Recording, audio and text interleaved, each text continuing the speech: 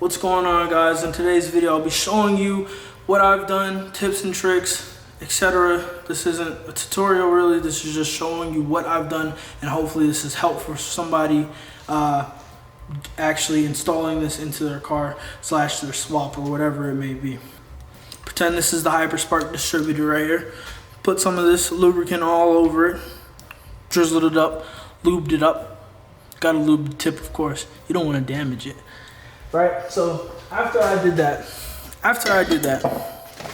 right, I put the gasket, the blue gasket. I have a Felpro gasket that was supplied with my intake manifold kit, so I just put that on there. Holley does supply you with another gasket, and that's perfectly fine to use. I just chose to use the Felpro one because it's what I had nearby.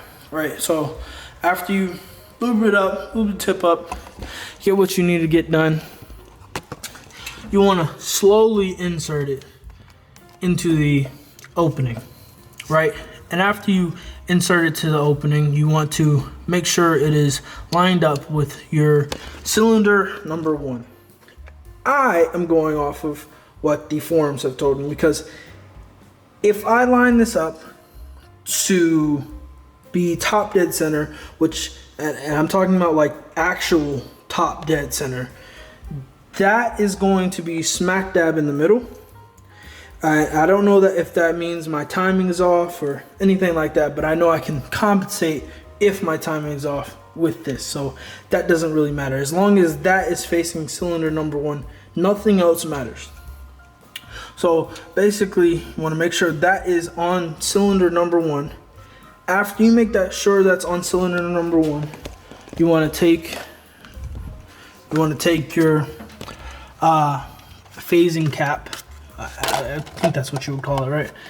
You want to take your phasing cap and you want to, like, say for instance, I already have this locked down with the supplied bolts, and I have a WEN Speed Warrior high-rise intake manifold. I'm pretty sure this might fit.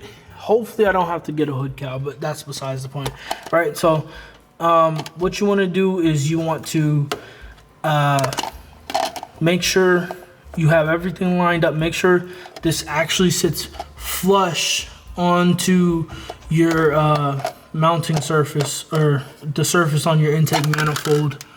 I can't, oh yeah, I can. Here, you want to, that right there, you want to make sure that right there is completely flat on all sides, and you want to make sure your distributor is all the way down inside your oil pump. This is really important because if there's any sort of gap right there in between this area right here, if there's any sort of gap right here, that basically just means that the rings on it are not lined up and they're actually binding, which is not a very good situation. So basically, after you're done with doing all of that, you need to make sure that you get your cap, make sure it's facing top dead center, and you want to put that on there just like that, exactly like this actually. Make sure it's perfectly straight up and down too. You don't want to have it like kind of crooked or cocked like this. This is how I had it at first, and I actually messed myself up. You want to make sure this is straight up and down and will not move at all when you're installing this. After you have this lined up with this, you're gonna just rotate it until these 2 pins line up with this area on the cap. It's gonna have a little bit hard time focusing because it's clear, but you're gonna make sure that this little area right here lines up with that portion of the distributor. After you do that, you're pretty much set to go. You just want to lock it down, and that's it really. You're gonna put the cap back on. Well, actually no. You're gonna mark it up with cylinder 1, and that will perfectly mark it, line it up with that on the distributor cap, and you'll be perfectly fine. Okay, these are the moments leading up to first crank slash start. But I got the first crank. Just this is gonna be the first start. I want to record the first couple minutes of this. I have no coolant in it, so I don't plan on running it for too long at all. I just want to see how it sounds, how it runs, if I have the timing correct, and that's pretty much it. I can't really do anything else. I need to look at the firing order of this. I have so many diagrams and wires and schematics. I sound like a fucking weeb. But as this is probably like the best learning experience I could really recommend to anybody if you want to get into cars or do anything. If you're privileged enough to have a garage, this is not a heated garage, sadly, but I do have my little space heater right here. Oh, it was only on medium. Oh, it's about to get warm in here now. I didn't even realize that. Anyway, so what was I saying? My spark plug wires? Yeah.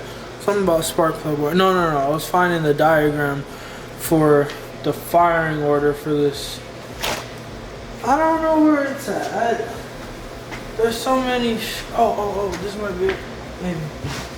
I don't think so, but it might be it. No, that's the intake manifold stuff.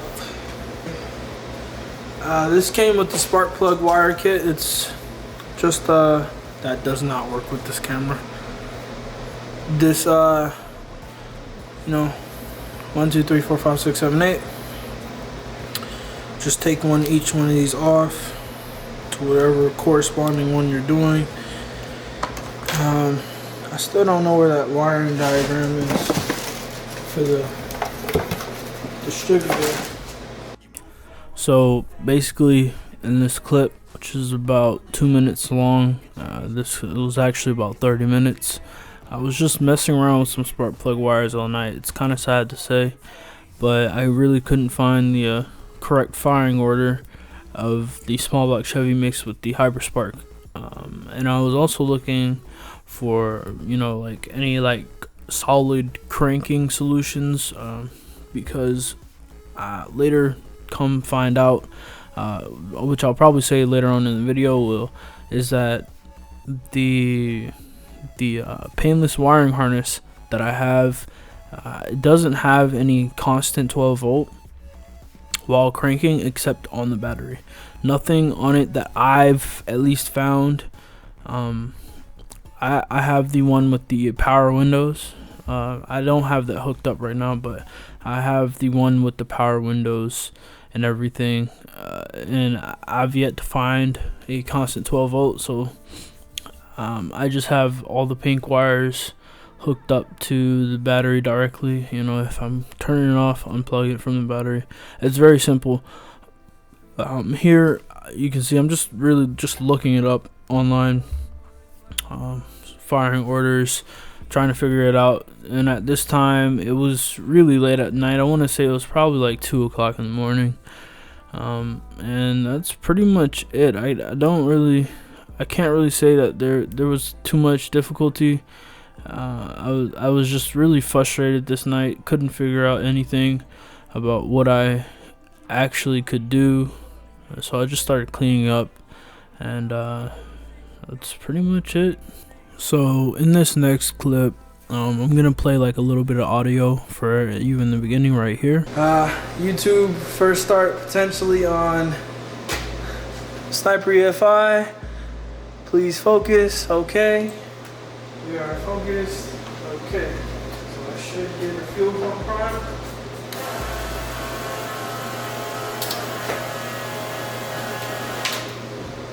Okay. Ignition on. And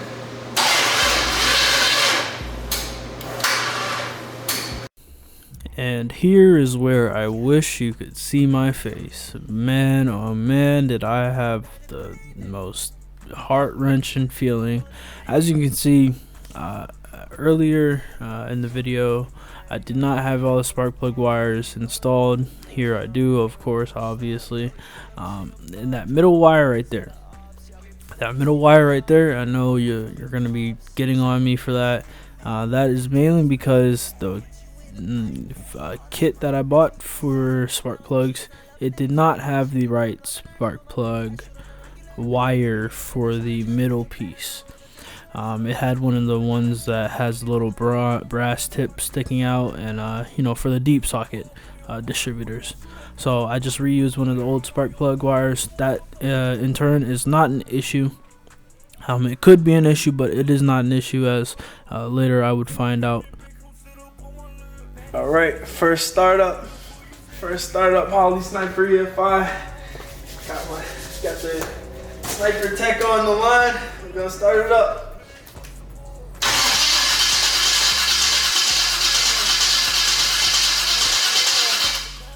No. Let's try it again. Let's see if the fuel pumps. Oh wait, what's going on? My fuel pump isn't priming anymore. And so here, I actually, what happened was, I think I didn't have that wire hooked up. Now that I'm looking at it, I might have actually run through that step with the Sniper EFI Tech. In my opinion, whoever I was talking to on the phone, I can't remember his name off the top now, but he is probably the best Sniper Tech that I've ever had. Hands down. Would actually give him a raise. He stayed on the phone with me for over an hour, walking me through it, you know, starting it up. He knew that I didn't have the oxygen sensor, which I would later actually find out that would be a problem. You can run it. The thing is, with the Sniper EFI, you can run it without the oxygen sensor, but it's very time limited. So here in this next clip, I haven't sped it up. So basically, I'm on the phone with the Sniper EFI Tech. I go in the car. He tells me to do a couple of settings, take it in closed loop, and I'm about to start it up here anytime soon, sometime, a couple seconds maybe. Come on, okay, here we go. See the lean puff out of it, or the backfire. At the time, as you can see on my face, I was really happy about that.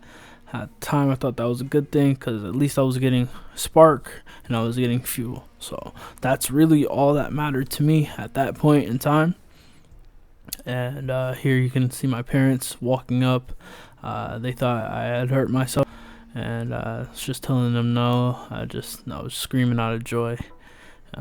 So there's that. They come up, walk around, talking to me, and later on I would actually find out that my timing was off. I want to say it was off by a lot, you know, like a lot.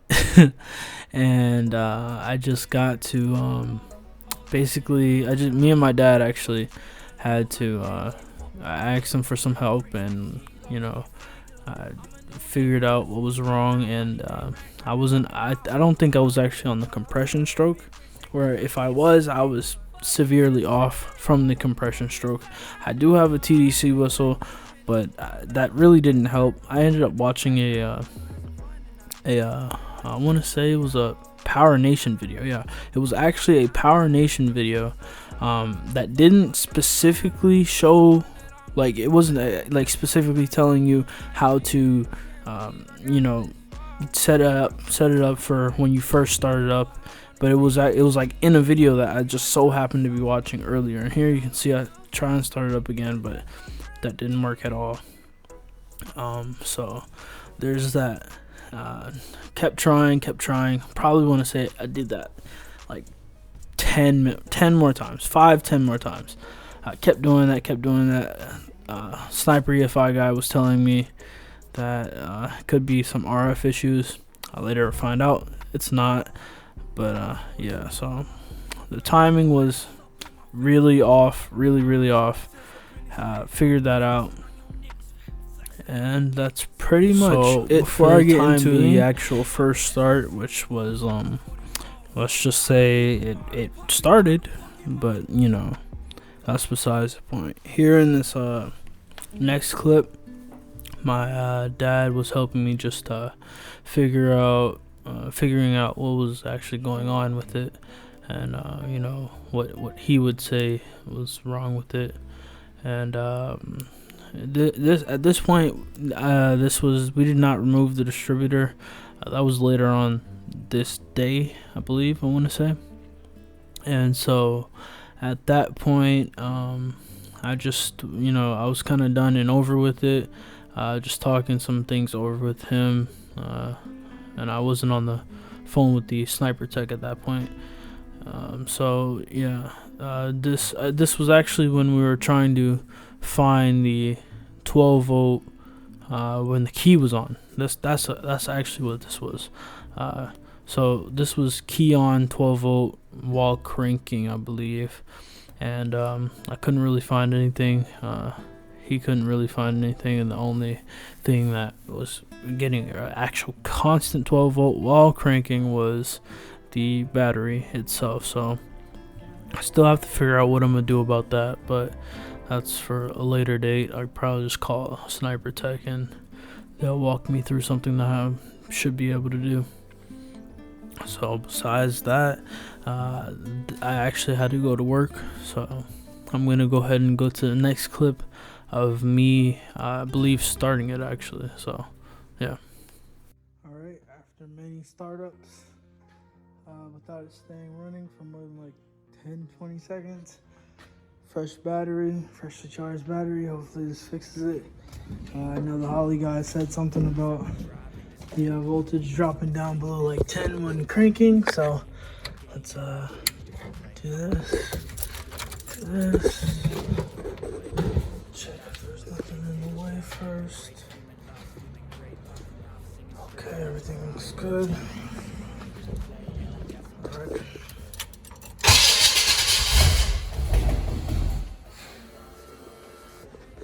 Okay.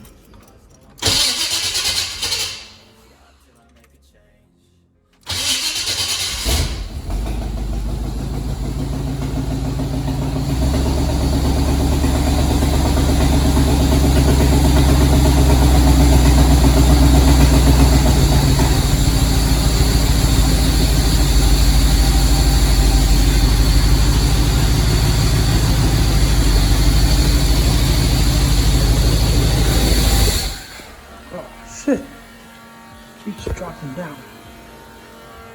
I don't know what causes that. Hey, let's try and up it. Okay, so I'm gonna speed this up for time's sake, but basically what happened this night was I was running this without the O2 sensor. Come to find out that you can run these without the O2 sensor, but it's kind of iffy, at least in my case, and especially if you have like maybe some like RF issues, that can indefinitely be the case. But what I was doing each and every time was I was trying to figure out the displacement of this engine, because at the time I really didn't know if it was a 305 or a 350. So I was changing it back and forth between 305 350. I later find out that it is a 350 indeed, so it runs really good. I also wish that I had known this actually earlier, because I would have actually hooked up my O2 sensor, but I didn't want to do that because I was really worried about just like drilling the hole incorrectly and not having it line up, and I was really worried about that, so I just kind of put it off. And I also, it's really jank, but my O2 sensor is actually being held in by some hose clamps, because the clamps that they provided were actually for like a 3-inch piping, and I definitely do not have 3-inch piping, so I have to take it to an exhaust shop. Okay, so I've got Fuel Labs fuel pressure gauge. I've never this is my first time priming it with this, so I'm just gonna see what the fuel pressure reads, you know, if everything works properly. On this, I have one of the Summit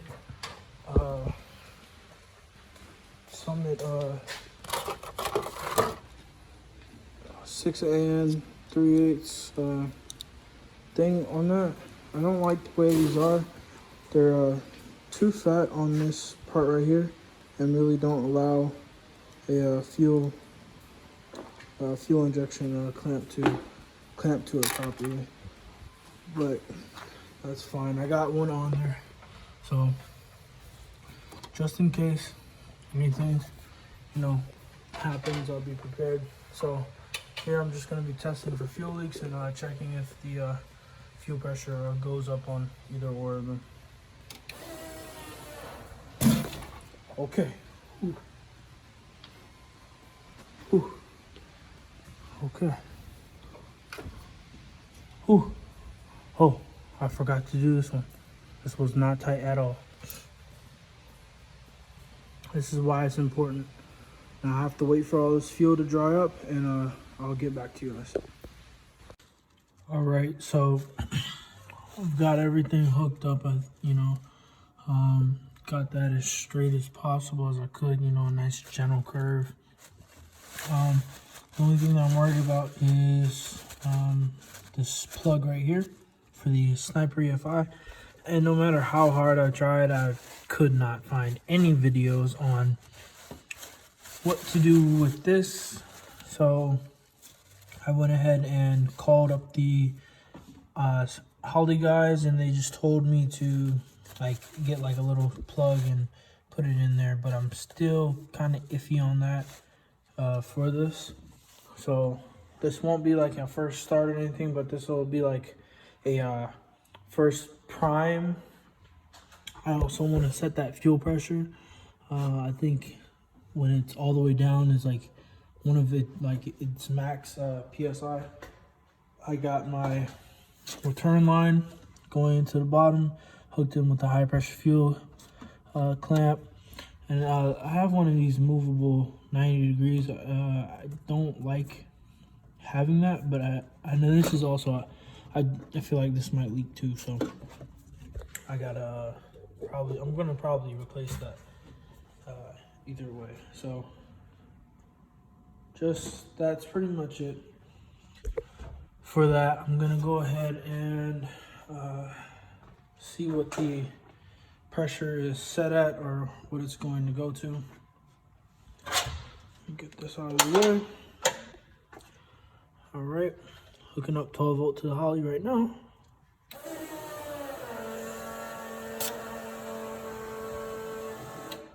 Okay, everything seems to be fine. Gauge right there is reading, I don't know, what is that, like 55? A little bit like 58. The gauge right over here is reading also 58-ish, right? Yeah. And as far as I can see or tell, there is no fuel leaks. I'm assuming that the return is working perfectly fine. I have not set this at all. This is just straight out of the box for it. So I'll definitely still have to set it when it's running. This is not leaking at all. So I think I'm pretty much good. All right, so it's the next day, as you can see outside. I'm about to actually, I have to put this back on here so I can get that done, and I'm ready to just start it and adjust my fuel pressure and to see if it's the right fuel pressure when it's running. And that's pretty much it. So yeah, I'll get to you guys in the next clip.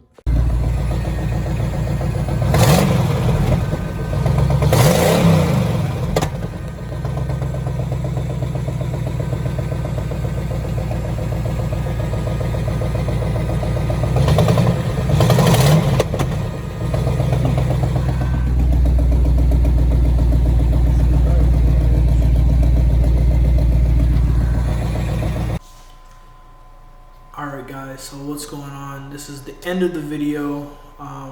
Just gonna go over a couple things. That way you guys are, still in the loop of what's happening with the truck. First of all, my drive shaft needs to be shortened. That's the most important. I have to still get it registered and titled out. I have to I'm gonna put the bed of the truck back on, but not just yet, because I want to make sure my fuel tank is vented properly. And then after I do all that, I'm gonna move up to the front, and for the passenger side right now, the O2 sensor is located on the side, on the driver's side, which does not have an exhaust leak, but the passenger side does have a huge, a pretty big, substantial exhaust leak on the passenger side collector. So I'll have to get that fixed, or I'll fix it myself, one or the other. Then I have to relocate that O2 sensor, because the reason why you saw it popping in the last clip was it was not, it's too far, so it's compensating too late and just throwing fuel, which is just causing it to pop. And that's really it. Those are the main focuses. I do need new brakes. That goes without saying. New brakes, new tires. These are old and dry rotted, and I'll probably just throw them away. And then the tent will get fixed. That was my little test run right there. I'm trying to think about anything else. That's pretty much it. All right, so the last thing that I could actually think of was, or a couple things actually. There's two things. The fuel pressure regulator that I installed, the Fuel Labs one. I might have said in the previous clip that it was some junk. It's not junk. I think the instructions could be more clear, because even the Holley guys told me to install it with the inlet on the bottom, and block off the side plug and then have it come out that way. Something didn't seem right about that. Something didn't seem right to me about that, but I did it anyway, and it came off. I think it would have just caused some problems too, because it wasn't regulating fuel properly either way. So that was remedied by getting an aeromotive fuel pressure regulator, external regulator, and blocking off the Holley Sniper return side, because that's no longer needed at that point. So I didn't have to run any new lines or anything like that. I just used the existing ones that I had ran up to the front. And I'm going to be C-notching this very soon, and I'm going to be C-notching it very soon, or as soon as possible actually. Hopefully during the summertime, or right before it hits actual summertime. I want to C-notch it, and I want to get a 4-link with a Watts link suspension setup. I don't know if this is a Ford 8.8. I don't think it is. It doesn't really look like it. I think whoever swapped this in here just kind of made it work with what was available at the time, because this was done in the 90s. And I'm trying to think about anything else. That's pretty much it. If you have any comments, questions, or concerns about it, if you want any build updates, please let me know. I will try and respond to your comments as soon as possible, and with the best answer as possible as that I can give you. So yeah, that's pretty much it. Hope you guys have a good day, and I'll see you guys in the next video.